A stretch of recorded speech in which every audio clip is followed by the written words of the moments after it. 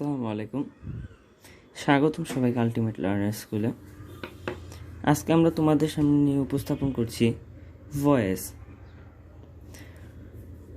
Voice হলো এমন একটি জিনিস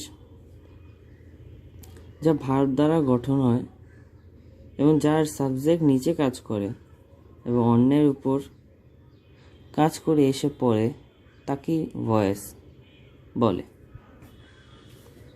এবং সেটি কীভাবে ভয়েস সেটি দেখবো আমরা। তোমরা অনেকেই ভয়েস পড়ে থাকছো, তবুও অনেকের কাছে ভয়েস অনেক কঠিন মনে হয়। তো আমি আশা করি আজকের এই ভিডিওটি দেখার পরে তোমাদের কাছে ভয়েস কঠিন মনে হবে না। আমি প্রত্যেকটি টপিক একদম এক এক করে উদাহরণ দিয়ে বোঝাবো, যাতে তোমাদের কাছে সহজ হয়ে যায়। তো আমরা জানি ভয়েস দুই প্রকার।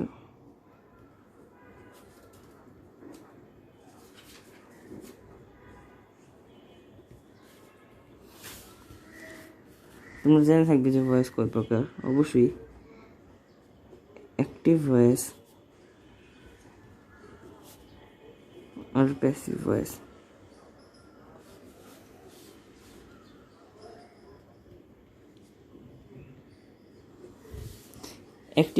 প্যাসিভ ভয়েসটি অনেকের কাছে সোজা, কিন্তু অ্যাক্টিভ ভয়েস করার সময় অনেকে ঘাবিয়ে যায়।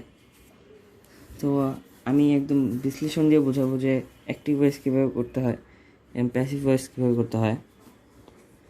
তো আমি এখন বিশ্লেষণে যাই। তো দেখো, যে সেন্টেন্সের সাবজেক্ট নিজে সক্রিয় বা অ্যাক্টিভ হয়ে কাজ করে সেই সাবজেক্টে ভার্ব সেন্টেন্সটি অ্যাক্টিভ ভয়েস। তো আমরা অ্যাক্টিভ ভয়েস কাকে বলতে পারি? যে সেন্টেন্সে সাবজেক্ট নিচে অ্যাক্টিভ হয়ে কাজ করে, অর্থাৎ সাবজেক্টকে চিহ্নিত করে বোঝানো হয়, সেই ভার্ব সেন্টেন্সটি অ্যাক্টিভ ভয়েস। কিছু উদাহরণ যদি দিই,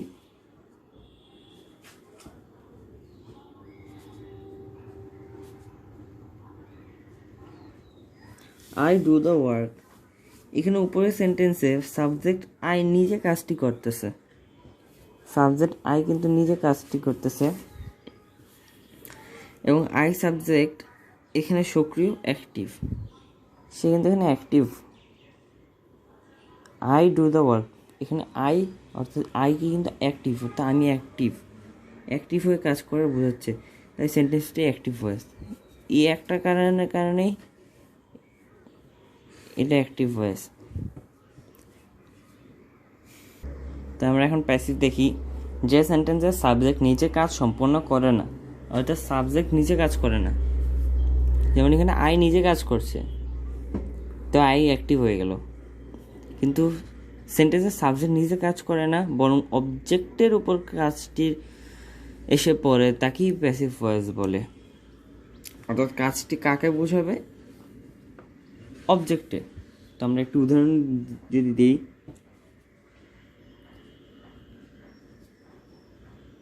the work is done by me.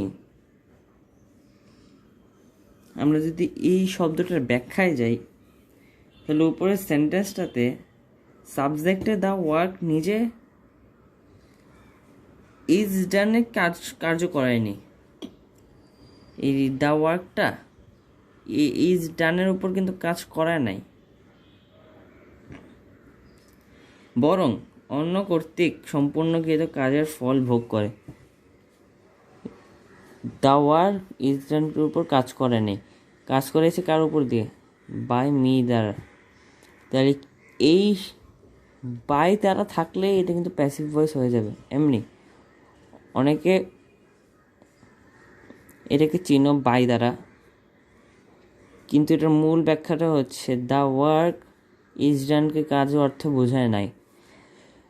তো আমরা আগেও বলছি সেন্টেন্সটি নিজে কাজ সম্পন্ন করে না, বরং অবজেক্টের উপর কাজ এসে পড়ে। অবজেক্টের উপর এই কাজটা অবজেক্টের উপর পড়ছে, তাই এটা প্যাসিভ ভয়েস। তো দেখো, অবজেক্ট চেনার উপায়। তোমরা অবজেক্ট কিভাবে চিনবে? অনেকে অবজেক্ট খুঁজে পাও না, অনেকে মাঝখানে শব্দকে অবজেক্ট ভাবো, যেটি ভার্ব তাকে অবজেক্ট নিয়ে নাও। তো অবজেক্ট নিয়ে চেনার সবচেয়ে সোজা উপায় হচ্ছে ভার্বের পরেই অবজেক্ট থাকে, মূল ভার্বের পরেই অবজেক্ট থাকে। তো মূল ভার্ব কীভাবে? The boys are playing football, এখানে কিন্তু প্লেয়িং হচ্ছে ভার্ব, তো আমরা অবজেক্ট কি বলবো? অবশ্যই ফুটবল। তো এইভাবেই হচ্ছে অবজেক্ট বোঝায়, মূল ভার্বের পরে অবজেক্ট হয়। যেহেতু এখানে প্লে হচ্ছে মূল ভার্ব এবং ফুটবলের নাউনটির পরে বসায় তা অবজেক্ট, অনেক সোজা। দ্বিতীয় রুলসে চাই অবজেক্ট চেনার উপায়। অনেক সময় অ্যাক্টিভ ভয়েসে দুইটি অবজেক্ট থাকে, তখন ব্যক্তিবাচক অবজেক্টটিকে সাবজেক্ট করে ভালো।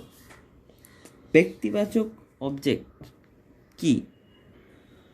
এখানে দেখতে পাচ্ছ যে আমি আগের পেজে 2 নম্বরের একটি উদাহরণ দিয়েছি। অনেক সময় অ্যাক্টিভ ভয়েসে দুইটি অবজেক্ট থাকে, ব্যক্তিবাচক সাবজেক্ট করাই ভালো।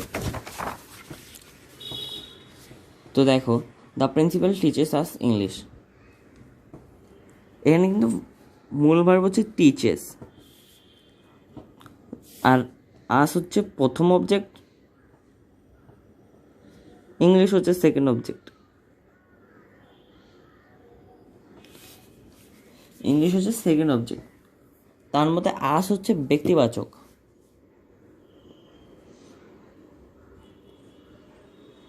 অর্থাৎ সেটি একটি লোক, অর্থাৎ জনগণকে বোঝানো হয়েছে, তাই এটি ব্যক্তিবাচক। আর অবজেক্ট হওয়ায় তাকে প্যাসিভ ভয়েস ও সাবজেক্ট হিসেবে বসানোই ভালো। কিন্তু ইংলিশকে আমরা যদি সাবজেক্টে বসাই তো এটা মানাবে না, আর বেশিরভাগ আমাদের ব্যক্তিবাচক দিয়ে বসানো উচিত ভয়েসে। তো আমরা কি দিব? আজকে আমরা পরিবর্তন করব উইতে, আজকে পরিবর্তন করলাম উই। এখন দেখো টিচেস, ইএস দেওয়া, অর্থাৎ এটি অ্যাসার্টিভ সেন্টেন্স। আমরা ঠিক অ্যাসার্টিভ সেন্টেন্স বলি না,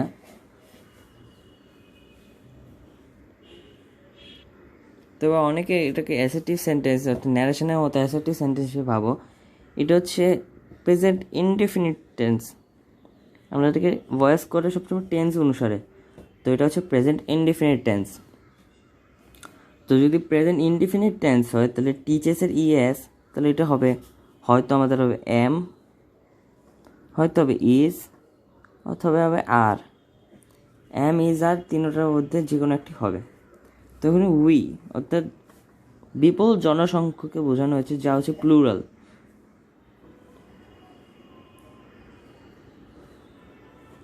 প্লুরাল হওয়ার কারণে এখানে হবে আর।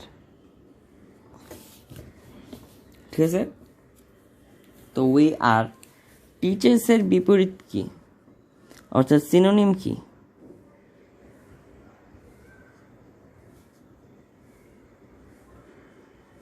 অনেকে বানানটি ভুল লেখো, টট, টটকে অনেকে লেখো এটা থট, এটা হচ্ছে থিঙ্কের, কিন্তু আমরা দেব টিচার টট।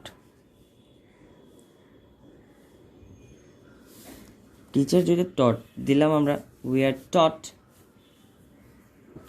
ইংলিশ। এখন আমরা দিব সেকেন্ড অবজেক্ট, যেটা বসবে এখানে,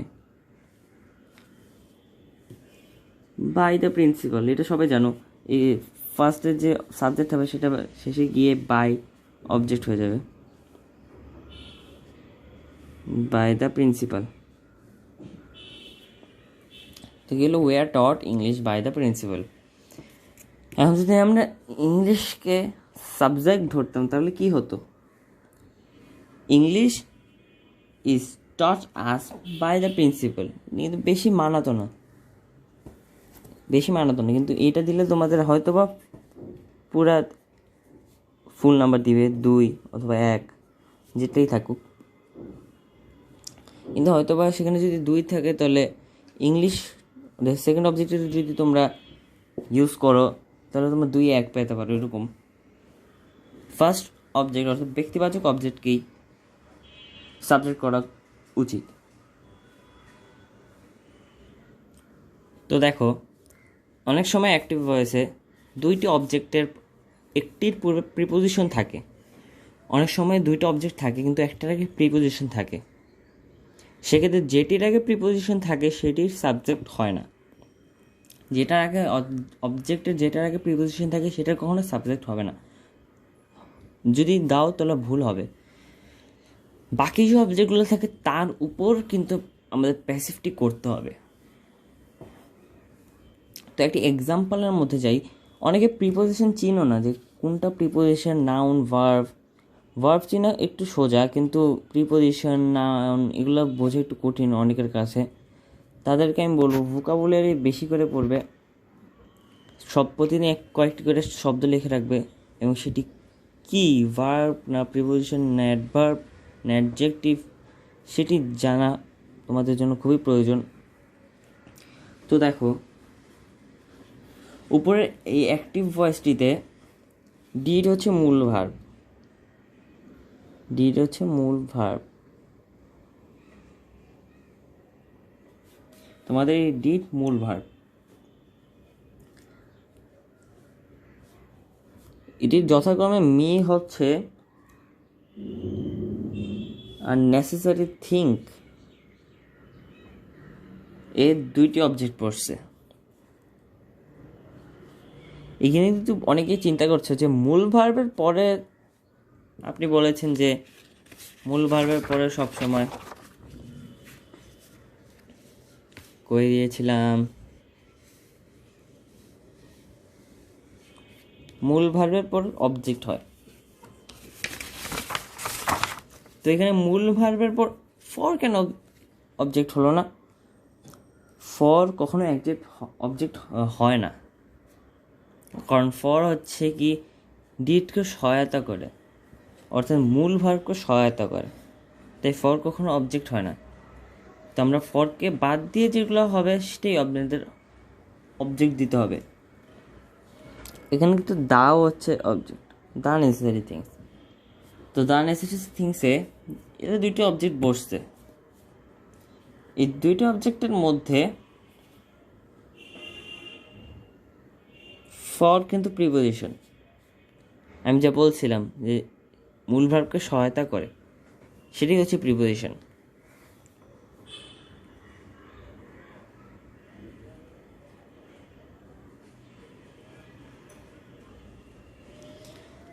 অর্থাৎ সেটি মূল ভার্বকে সহায়তা করছে কিন্তু এটি প্রিপোজিশন হিসেবে বসছে। তো প্যাসিভ ভয়েসের সাবজেক্ট হয়, এটা প্যাসিভ ভয়েসের সাবজেক্ট হবে না, মি সাবজেক্ট হবে না, তো কি হবে? The necessary things passive voice এর সাবজেক্ট হবে। তো আমরা যদি অ্যান্সারটা লিখি,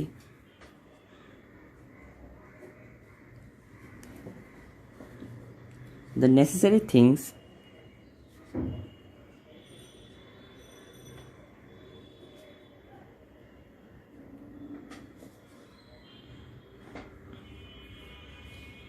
এখানে আমাদের কি হবে, এর পরেরটা কি হবে তোমরা নিজেরা আগে লেখো, তারপর আমাকে কমেন্ট সেকশনে জানাও। তুমি আশা করি তোমরা লিখেছো দ্য নেসেসারি থিংস ওয়্যার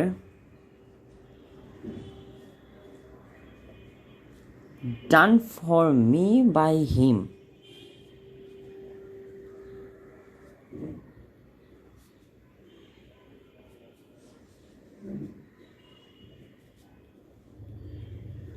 তো আমি যদি এটার বিশ্লেষণ দিই তো কি হবে?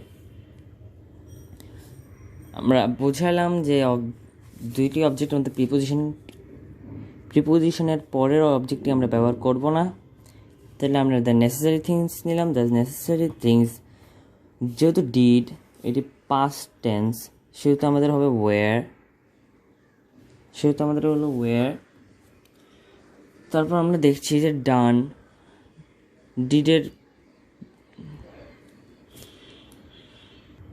ডিডের পার্টিসিপল ফর্ম হচ্ছে ডান, তো ডানও দিলাম। এরপর আমাদের বাকিগুলো যেটি থাকে ফর মি, তো আমরা ফর মি বসালাম। অ্যান্ড হি কী করব? অর্থাৎ হি আমরা কই বসাবো, হিকে আমরা বাই হিম। আমরা ন্যারেশনে পড়াছিলাম যে হিকে চেঞ্জ করলে হিম হয়, আইকে এম হয় বা মি হয়। তো ভয়েসের জন্য, ভয়েস শেখার জন্য ন্যারেশন শেখা প্রয়োজন, আর ন্যারেশন শেখার জন্য ভয়েস শেখা প্রয়োজন। তো আমি একটি সাজেশন দিব, তোমরা ভয়েসটি দেখার আগে ন্যারেশন দেখবা, আর যারা ন্যারেশন আগে দেখছো তারা ন্যারেশন দেখার আগে ভয়েস দেখবা। যে কোনো একটা আগে শিখতে হবে, তারপর পরেরটা দেখতে হবে।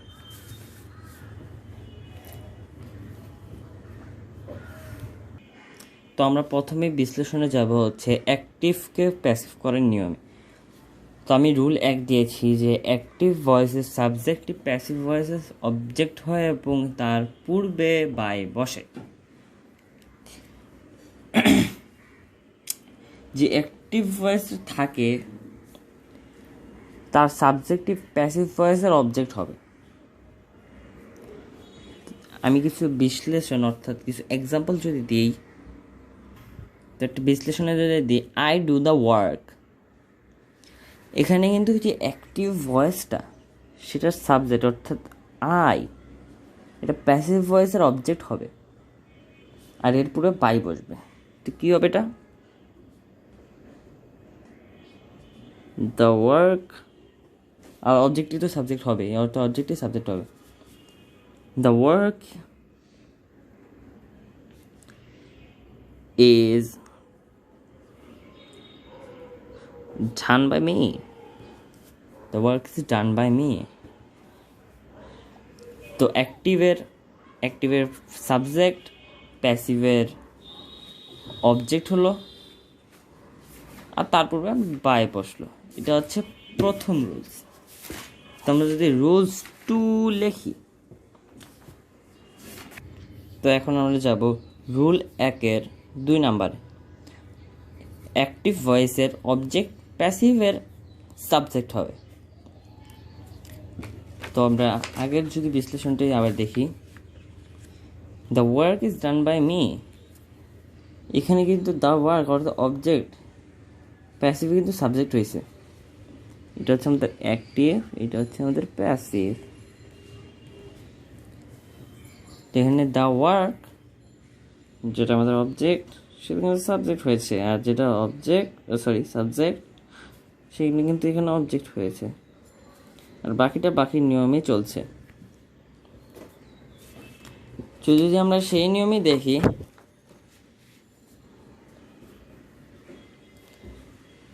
তো সেই নিয়ম অনুসারেই আমাদের রুল 1-এর 2 নাম্বারটা অ্যাক্টিভের অবজেক্ট প্যাসিভের সাবজেক্ট হবে। একটু কি, তো আমরা রুল 1-এর 3 নাম্বার যদি যাই, মূল ভার্বের পাস্ট পার্টিসিপল হয় এবং তার পূর্বে সাবজেক্ট ও টেন্স অনুযায়ী অক্সিলারি ভার্ব বসে। তো এটার ব্যাখ্যাটা কি, আমি যদি সেই বিশ্লেষণে যাই, I do the work,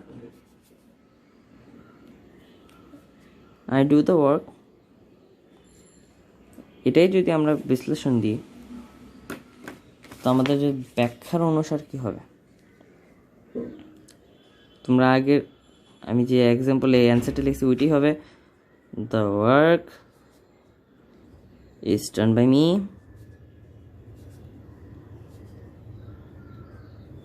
the work is done by me. তো এই দেখো মূল ভার্বের পাস্ট পার্টিসিপল হবে।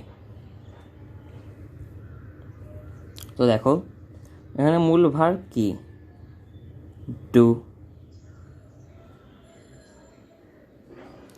অবশ্যই ডু। মূল ভার্ব হচ্ছে এখানে ডু। তো এটার যদি আমরা পাস্ট পার্টিসিপল কি হবে, এটা হচ্ছে আমাদের অ্যাক্টিভ, এটা হচ্ছে প্যাসিভ। তো অ্যাক্টিভ থেকে প্যাসিভ করার সময় যদি মূল ভার্ব, তাহলে মূল ভার্ব আমাদের পাস্ট পার্টিসিপল নিতে হবে, নিয়ে নিলাম, ডান। সাবজেক্টকে আমাদের অবজেক্ট করতে হবে, করে ফেললাম। অবজেক্টকে আমাদের সাবজেক্ট করতে হবে,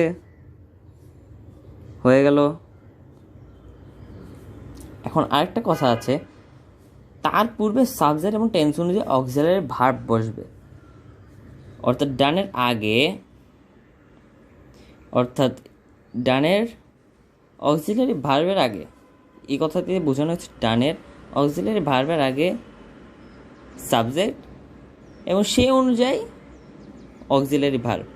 অর্থাৎ আমাদের কী অনুযায়ী অক্সিলারি ভার্বটি বসবে, মূল ভার্ব অনুযায়ী আমাদের অক্সিলারি ভার্বটা বসবে।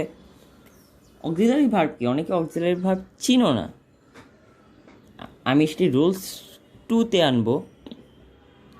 রুলস 2-তে থাকবে আমাদের অক্সিলারি ভার্বের চেনার উপায়। তো আমরা এখন এটাকে দেখি। অর্থাৎ মূল ভার্ব অনুযায়ী আমাদের অক্সিলারি ভার্ব দিতে হবে।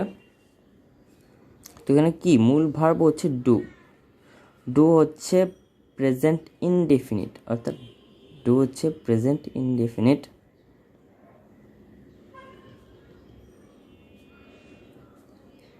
প্রেজেন্ট ইনডেফিনিট, তো আমরা প্রেজেন্ট ইনডেফিনিটের অক্সিলারি ভার্ব চিনি। এম ইজ আর ব্যবহৃত প্লুরাল, এম ইজ এর হচ্ছে ফার্স্ট পারসনে, আর এটা যে কোনো সময় ব্যবহার হয়। অর্থাৎ প্রেজেন্ট ইনডিফিনিট থাকলে এগুলো ব্যবহৃত হয়। তো এখানে ডু আছে, আর যদি ডু থাকে তো আমাদের এম ইজ আর এই তিনটার মধ্যে যে কোনো একটা হবে। তো দ্য ওয়ার্ক, এটা কিন্তু প্লুরাল বোঝাচ্ছে না, একটা শব্দ বোঝাচ্ছে। তো এটা কি থার্ড পারসন, তো থার্ড পারসনের পরে আমরা দিই হচ্ছে ইজ। তো সেই অনুসারে অক্সিলারি ভার্ব আমাদের বসবে ইজ। আর যে পাস্ট পার্টিসিপল ডুকে ডান করা সেটা হলো, আর বাকিটা তো আমাদের আগেই বোঝানো হয়ে গেল। তো এখন আমরা রুলস 2-তে যাই। তো আমরা রুলস 1-এর সময় আমি বলেছিলাম যে রুলস 2 আমি অক্সিলারি ভার্ব চেনার নিয়ম নিয়ে আসবো। তো আমি এখন অক্সিলারি ভার্ব চেনার নিয়ম নিয়ে আসলাম। অক্সিলারি ভার্ব তোমরা কীভাবে চিনবে, আমি প্রথম প্রেজেন্ট দিয়ে শুরু করলাম। প্রেজেন্ট ইনডিফিনিট অর্থাৎ ইনডিফিনিট টেন্সের সবগুলো নিয়ে আমি এখন যদি কথা বলি, প্রেজেন্ট ইনডিফিনিট থাকলে am is are, past indefinite থাকলে ওয়াজ ওয়ার, ফিউচার ইনডিফিনিট থাকলে শ্যাল বি উইল বি। তোমরা এটা অবশ্যই হয়তো লিখে রাখবে অথবা স্ক্রিনশট নিয়ে রাখবে। তখন আমরা যদি কন্টিনিউয়াসে যাই তাহলে কি হবে। তো আসো এখন আমরা অক্সিলারি ভার্ব চেনার রুলস 2-এর কন্টিনিউয়াসে চলে আসলাম। তো যদি কন্টিনিউয়াস টেন্স থাকে, যদি প্রেজেন্ট কন্টিনিউয়াস থাকে, তাহলে am being, is being are being হবে। অর্থাৎ আমাদের এম ইজ আর এর পরে বিং শব্দটি যুক্ত হবে, সেটা হচ্ছে প্যাসিভে। আর যদি পাস্ট কন্টিনিউয়াস থাকে তাহলে ওয়াজ থাকবে, শুধু বিং যুক্ত হবে, ওয়ার থাকবে, শুধু বিং যুক্ত হবে। আবার অনেকে ভাবতে পারবো কি, আমি যে বলছি যে ওয়াজ থাকবে ওয়ার থাকবে, তোমরা দুটোই লিখবা না, যে কোনো একটু হবে। এটা পার্সনের উপর নির্ভর করবে। তো এখন যদি ফিউচার কন্টিনিউয়াস দেখি, তো শ্যাল বি বিং, এটা কিন্তু অনেক অদ্ভুত লাগে, কিন্তু এটা সত্যি, এটা বাস্তব যে আমাদের দিতে হবে যে শ্যাল বি বিং, এটা আমাদের ব্যবহার করতে হবে। তখন আমি যাব হচ্ছে পারফেক্টে। তো পারফেক্টে কি হবে, প্রেজেন্ট পারফেক্টে হ্যাভ বিন হবে অথবা হ্যাজ বিন হবে।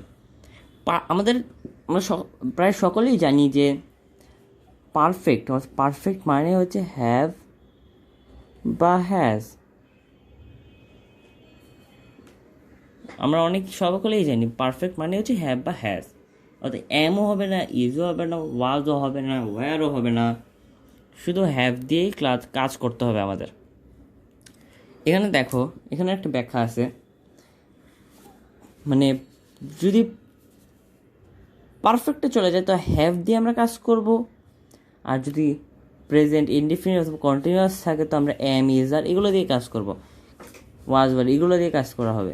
তো দেখো এখানে আমার সেখানে ইজ আছে, এখানে আর আছে, এগুলারই বিপরীতে হচ্ছে ওয়াজ ওয়ার আছে, এখানে বি আছে, এই বি এর অর্থই হচ্ছে এম ইজ আর, এই বি এর অর্থই হচ্ছে এম ইজ আর।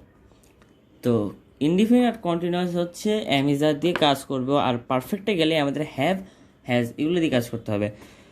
তো আমরা যেই প্রেজেন্ট পারফেক্ট যদি থাকে হ্যাভ বিন হ্যাজ বিন থাকবে, পাস্ট পারফেক্টে গেলে হ্যাড বিন হবে, হ্যাজ বিনেরই একটা বিপরীত হ্যাড বিন, হ্যাভ বিনেরও এটা। তো ফিউচার পারফেক্টে গেলে শেল হ্যাভ বিন হবে, অথবা উইলও হতে পারে, উইল হ্যাভ বিন। এখানে শেলের পরেও উইল হবে। তো আজকের জন্য এতটুকুই। রুলস 1-2 আমরা করলাম, পরেরটাতে আমরা রুলস 3 আর 4 নিয়ে হাজির হব। সেটি যদি দেখতে হয় তোমাদের অবশ্যই আমাদের চ্যানেলটিকে সাবস্ক্রাইব করতে হবে, সাথে একটি লাইক আর কমেন্ট তো হবেই।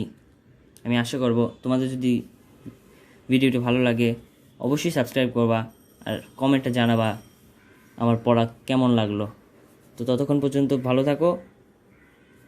আসসালামু আলাইকুম।